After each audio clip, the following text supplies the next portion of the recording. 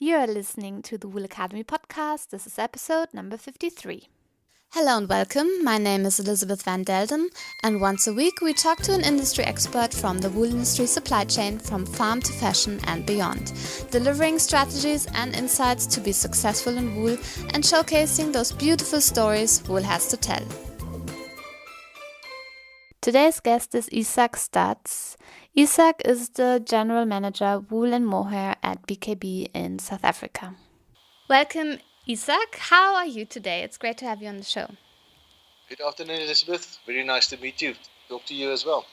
Thank you so much for your time.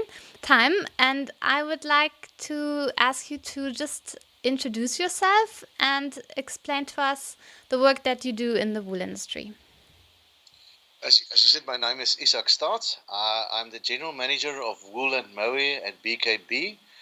BKB is a wool brokerage company in South Africa. We handle about 2/3 of the wool coming out of South Africa and Lesotho, and we handle about half of the mohair coming out of Southern Africa. And the services that we give to our customers is we right from on farm level, we shear the sheep. We run, as far as I know, the biggest shearing service in the world with about 2,500 shearers. And then we class the sheep for the farmer so we can improve the genetic material of the sheep. And then we bring it to the harbour in Port Elizabeth, where we put it on auction and we sell it for our customers, and then we ship it for the buyers into all the international destinations where wool has to go to. And what then exactly is your job at BKB?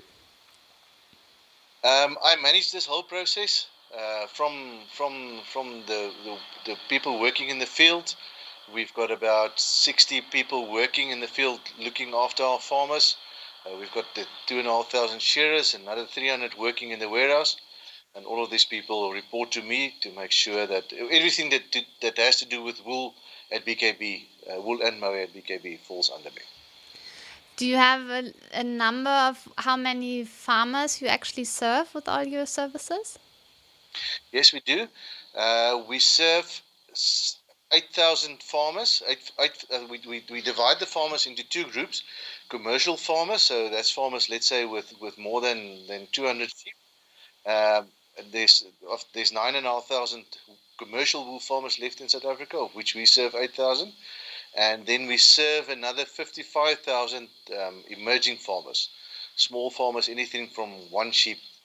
I'd even say one sheep and less.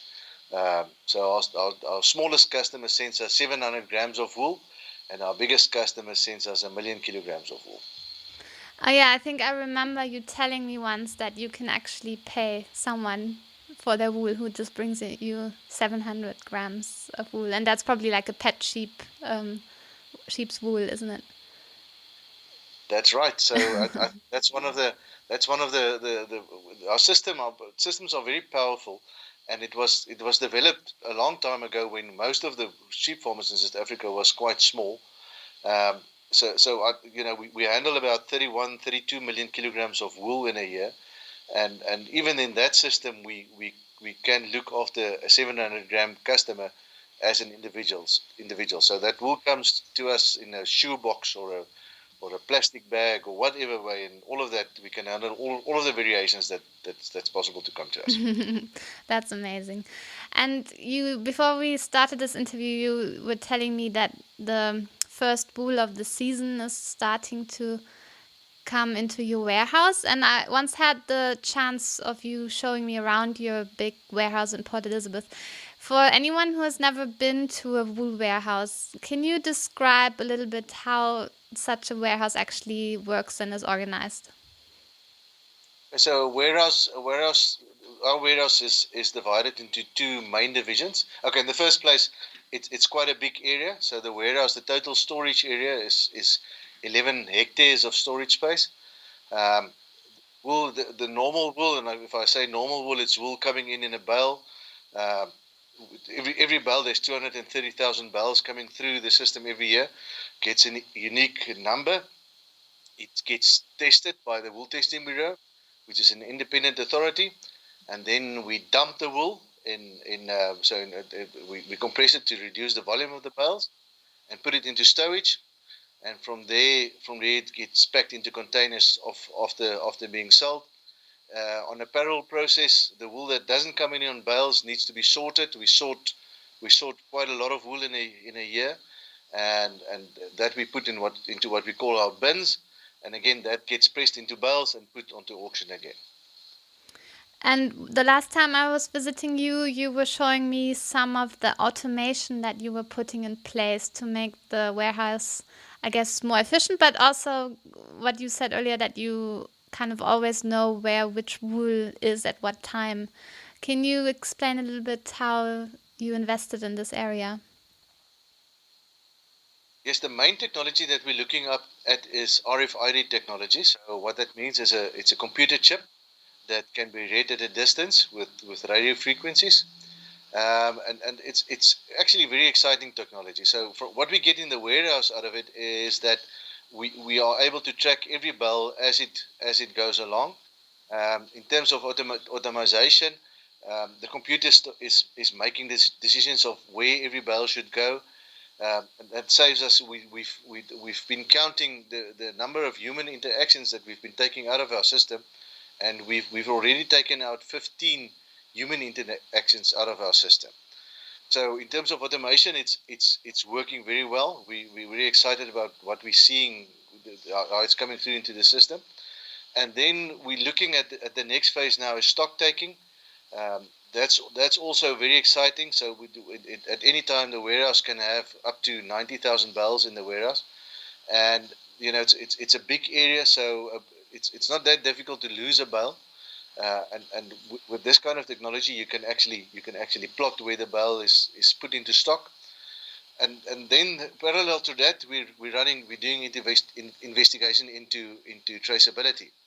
So I think that's going to be the real value of having a computer chip on every bale, because then it's going to be easy enough for everybody in the supply chain to track a bale, to see where it came from, right from the farm, um, all the way through the value chain. And by being able to track your wool, is that also a consideration why you are looking into the responsible wool standard? Well, I think all of these things talk to each other. The responsible wool standard. There's a lot of tracking and tracing going on into the responsible wool standard. If you expect your farmer to go through all the trouble, and it is a lot of trouble and a lot of hard work to comply to the standard, or it's not that difficult to comply to the standard, but the paperwork is quite involved. Then you need to make sure that it's easy for the rest of the supply chain to keep those wools together, so that in the end the producer can earn a premium for those wools. So I think the conversations that we keep on having at the IWTO, all of this talks about uh, you know uh, traceability, governance. Where does the wool come from? And the whole thing about electronics and RFID and the Internet of Things is that all of this becomes just so much closer to each other. The producer comes closer to the end user, and I think that's what we want in the end. Yeah, that's true, and it's important to keep up to date with all these technologies. So it's good that you're making these huge investments in this area as well. Yes, it's exciting. I think the wool industry is so old. If I look at this system, the system here has been running for the past, let's say, for the past 70 years with nothing. And I think it's quite exciting to be able to be put into a position where you can still improve on a 70-year-old system. Yeah, that's true. There's always room for innovations, even in an old industry like the wool industry. And tell me, with the responsible wool standards, where are you at the moment? We've actually received our certificate this week. We've opted for the Congratulations. so we're quite proud of it. It's been a long process. We've been busy now for a year to get to this stage. So we've got 33 customers signed up now, or having gone through the audit process. Um, it's about 500 tons of wool that's available in the market. We've actually sold our first certified RWS wool in the auction today, and I have to say we got a nice premium for it, so we're grateful for that. Um, but it is a lot of work. The Textile Exchange are having their conference this week in America, and they I don't see it becoming a very big standard or a widely adapted standard if we do not simplify the whole process and making it easier for farmers to comply, because they do comply. All of the customers, or most of the customers that I work with, comply with the standard, but how do you prove it? And that proving part of it seems to be very difficult. Okay. Yeah, now it's interesting to hear you speak like really from the ground, having worked with it for a year. So having this first feedback is very interesting. But I would like to move on to the actual wool, because obviously South Africa is a very large country with very different climates and vegetation. Is there a difference between the wool coming from the different regions? And if yes, how is the wool different? Yes, the differences are quite pronounced. Our main production areas is the Cape area, or what I would guess, it's quite like the wheat belt in Australia. Um, Shorter wool, they shear 6 months. Uh, Very high production, 8 to 9 kilograms a sheep. Uh, then we move on to the Karoo region, very dry but beautiful wools. Very high, very high clean yield, very healthy wool. Many of them still shears 12 months, but very dry. Especially this year, I've had customers that had a total of 28 millimeters for the year. Very challenging area to farm in. And then we have the Free State, uh, more grassy plains, also a high production area, but the most wool farmers in South Africa comes from the Free State region. A lot of grass, and especially in a year like this, we had a lot of vegetable matter in these wools. And then the final area we've got an area in Mpumalanga where we produce in the maize area. So again, a different area, because those farmers have they run their sheep on their maize fields. So you get lower clean yield. And then we also have a big component out of the Ciskei, Transkei, our emerging farmers. So it's small farmers, all kinds of wool, all the kinds of wool that you can think of comes from there. And so very small producers. And then again from Lesotho, high in the mountains, some a bit more dusty, long, nice and clean, healthy 12-month wool. Um, 20 micron, very nice wools, and it's a very healthy flock running in this. And I was actually curious about Lesotho.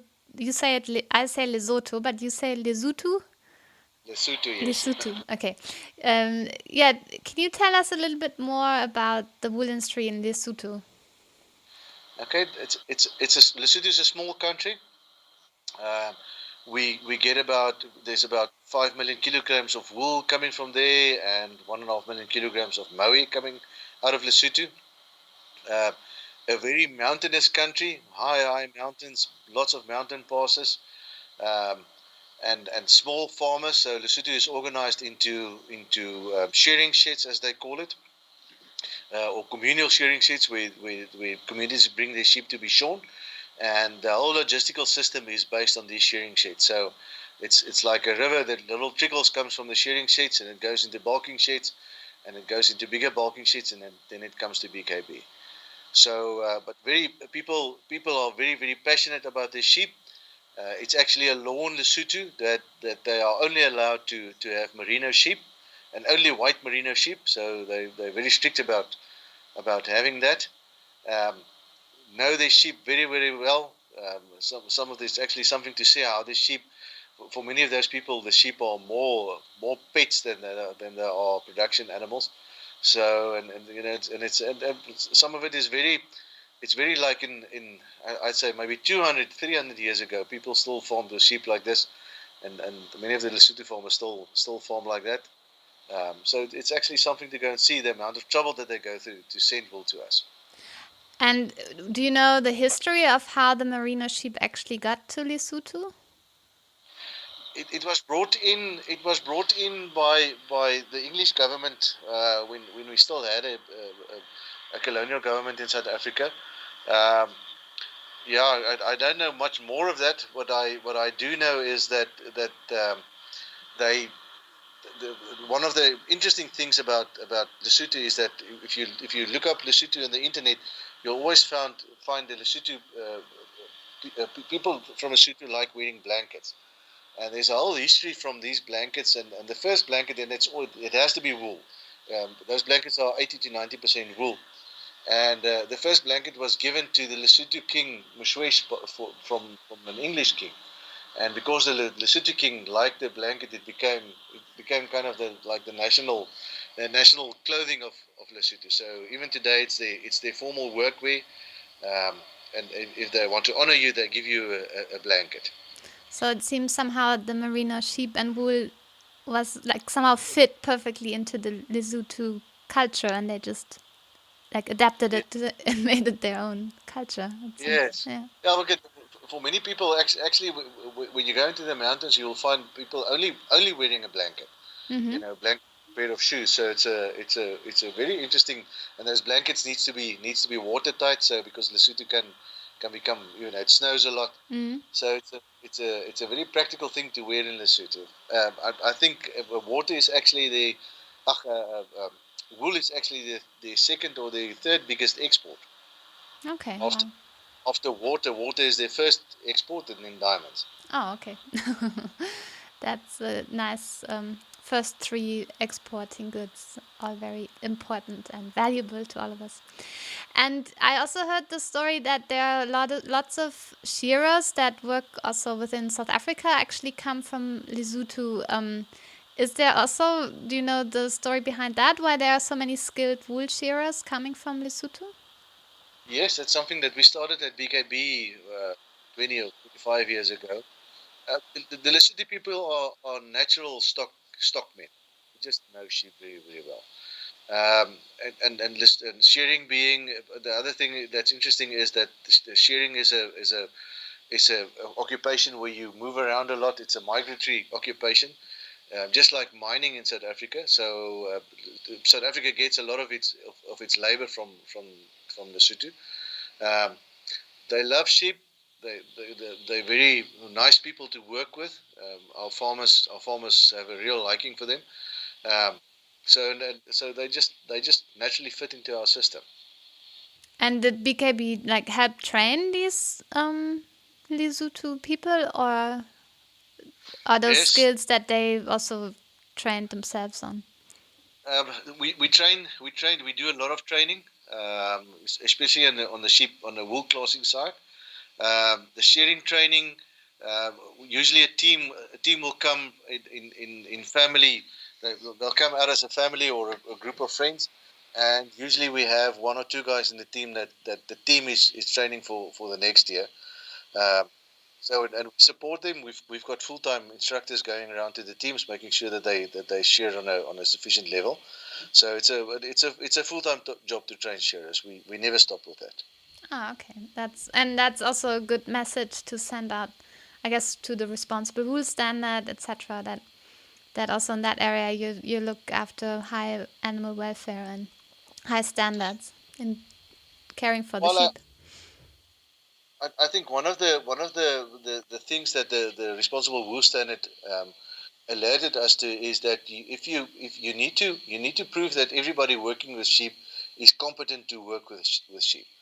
So it's been a big process now for us to go from team to team and certify them and actually grade them and make sure that they are competent shearers, and do training. But I think that's been one of the very good points of RWS and the ZQ standard as well. Okay, yeah. There's always like even if you might have been at first against a new standard, there's always also positive things that come out of it, I guess.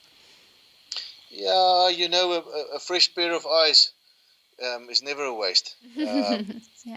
So I don't agree with everything that they say and do, But I've learned quite a lot from it. So I think in the end we'll get to a working solution. Excellent. And another program that you talked to me about when I was visiting was that you have a program where you work with deaf people. Talk to me a little bit about that program. Okay, so deaf people are very uniquely suited to our industry. They've got a better feeling in their hands, obviously. Um, if they're working, they obviously they talk with their hands, so they either work or talk. So that's a that's something that's interesting that's happening. And actually, we find that deaf people in South Africa, it's difficult to employ there, or they get employment difficult. They find employment difficult. So we started training them the past 3-4 years, and we've actually put them on a formal training program. As far as I know, we're the only ones in the world that's doing what we're currently doing. Uh, when we started this, we had the training company phone around universities and all over the world to see what people are doing, and if they can assist us. And in the end, we had to do our own thing. And we've got 45 deaf people working in our warehouse, and they're wonderful workers. They're wonderful to have in our system, and I think they like the consistency of the job. What's interesting about them is what other people would find irritating. You know, doing the same thing every day. Deaf people likes. They like doing if they like doing the same thing over and over again, and they like doing it well. So it's very very nice people to work with. And they grade the wool, or do you say class the wool? It always depends on each country. Yeah, they sort the wool. Sort the That's wool. one of yes, they sort the wool. Hmm. One or two of them is actually advanced now to being what we call wool checkers.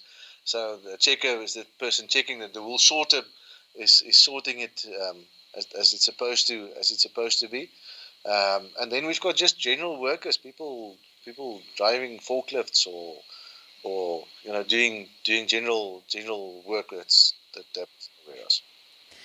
And tell me, Isak, did you work all your life in the wool industry, or did you join when you started at BKB? No, I started as a. I've been in the fertilizer industry before I started working for BKB. So I've been playing catch up the last 5 years. So it's very very difficult to play catch up with people that's been working in the industry for 20, 25 years or 30 years. So I need to study at night, and I still do. Um, but I still feel like much more of a I still feel like much more of a fertilizer expert than a wool expert. But I don't think I'm yeah I've picked up one or two things at least in the past 5 years. No, but I yeah, hope so. because I was just going to compliment you that you have so many interesting stories to tell about South African wool that it seems you have been working in the industry all your life. And but then I would like to ask you the question, like what, like now that you've got yourself so much involved in wool, what fascinates you about wool or about the industry?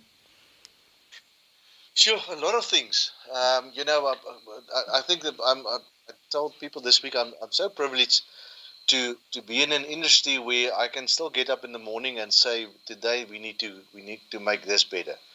So there's so much we still can do to improve the wool, the production of the sheep. That excites me a lot. The people in the wool industry is just something else. I've never found an industry with so much passion. So that's a big privilege to have this kind of people working with us and for us. So that's very very exciting. And then agriculture in general is in a great place at the moment. I think we only now starting to apply the technologies that's available. This whole new Internet of Things that's happening in the world around us. It's so exciting, and I can see so much uses for it in the wool industry or in the sheep industry in general. Oh, that yeah, I can see that. That's really fulfilling. That every day, as you say, every day you can improve something and make the wool industry as a whole, but also at BKB better. And all you've already traveled quite a bit now within South Africa for wool, but also abroad. And is there a certain experience or a moment that you enjoyed most during your career now in the wool industry? Sure. Every experience was something special. Is something special. Last week I had the privilege to travel to Nidec to the mill from Moriano, and I have to say it's impressive. It's a massive mill and it's being run very very impressively. Um, China for me was in many ways a wonderful culture shock. So the Chinese people, the way they work and the way they think is just, it's actually hugely impressive. So for me, that's the two things that stood out. Uh, again, the people I've been meeting people that's just awesome. Yeah, actually, this morning I was talking to Klaus Steger from Südwolle, and he said the same, that for him, it's the passion of the people working in wool that excites him the most. So I think we all feel that working in wool. Well, thank you so much, Isak, for your time and sharing all these stories about BKB and also about South Africa as well as Lesotho. And where can our listeners find out more about BKB? Where should they go? We have a website, www.bkb.co.za. There's also a Facebook page that you can like. Yeah, that's the two places that you can have a look at. Excellent. Perfect. Well, thank you so much. I will make sure to link to the BKB website and also the social media outlets in the show notes so that it's really easy to find and connect with you. I wish you much success with all the exciting work that's going on over at BKB, and I hope to talk to you again soon. Thank you so much. Thank you. Bye-bye. Hopefully you enjoyed hearing so many interesting stories about the South African wool industry. If you want to find out more about BKB, then head on over to the show notes where you can find all the links mentioned in today's episode. Visit elisabethvandelden.com/053. Once again, elisabethvandelden.com/053. One quick tip for you today. I have put together a Wool Calendar 2018 as a free download on my website. The Wool Calendar 2018 is a document that includes all relevant wool dates, fairs and events throughout the year 2018 as far as they are already available. This calendar can help you plan your 2018 and get you prepared for your social media activities as well as your travel well in advance. Download the calendar over at elisabethvandelden.com/wool-industry-calendar-2018. That is indeed a complicated link, so here it is once again. Visit elisabethvandelden.com/wool-industry-calendar-2018. But I will also make it available on the homepage of my website so that it's much easier to find. Thanks for listening. Talk to you next week, and bye for now.